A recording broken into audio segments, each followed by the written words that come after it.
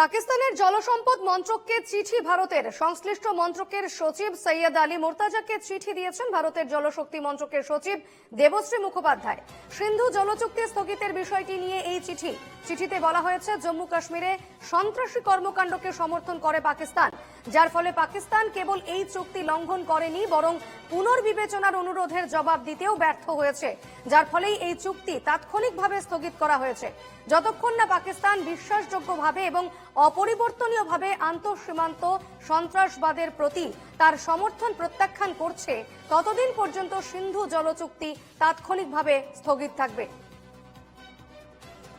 উল্লেখ্য, 1960 সালে ভারতের তৎকালীন প্রধানমন্ত্রী জওহরলাল নেহরুর আমলে নয়াদিল্লি এবং ইসলামাবাদের মধ্যে সিন্ধু জলচুক্তি স্বাক্ষরিত হয়েছিল এবং ওই সময় পাকিস্তানের প্রেসিডেন্ট ছিলেন জেনারেল আইয়ুব খান।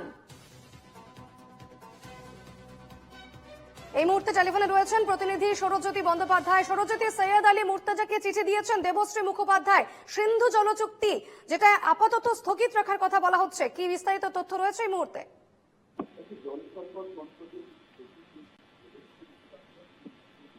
সৌরজ্যোতি, শুনতে পাচ্ছ? শোনা যাচ্ছে বিপর্ণা?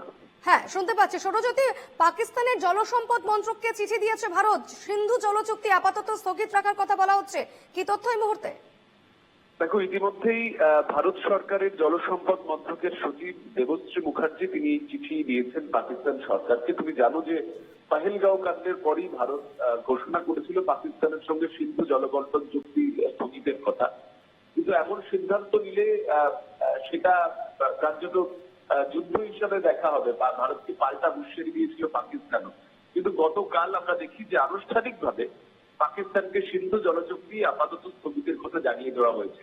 তুমি জানো যে দ্য রেজিস্ট্যান্স ফ্রন্ট ইতিমধ্যেই হত্যার দায় স্বীকার করেছে এবং তারপরই নরেন্দ্র মোদী সরকার এক গুরুত্বপূর্ণ একটি বৈঠক ডাকেন। সেই বৈঠকের পরই জানানো হয় যে 1960 সালের জল চুক্তি বাতিল করা হচ্ছে। পাশাপাশি আরো বেশ কয়েকটি সিদ্ধান্ত তারা নিয়েছেন। গতকাল দেবশ্রী মুখোপাধ্যায় কড়া পদক্ষেপের এই চিঠি ইতিমধ্যে দিয়েছেন জলসম্পদ মন্ত্রণালয়ের মন্ত্রী সৈয়দ আলী মুর্তাজাকে, যেখানে তারা উল্লেখ করছেন যে যেহেতু পাকিস্তান সরকার সন্ত্রাসবাদ দমন করতে সম্পূর্ণ ব্যর্থ হয়েছে, সেই কারণেই জরুরিকালীন সিদ্ধান্তে এই জলচুক্তি, যেটা দীর্ঘ সময় 1960 সালে স্বাক্ষর করা হয়েছিল, সেটা তারা স্থগিত রাখেন এবং সেই চিঠি গতকালকেই দেওয়া হয়েছে পাকিস্তান সরকারকে। বেশ, অবশ্যই এদিকে নজর থাকবে। ধন্যবাদ সৌরজ্যোতি।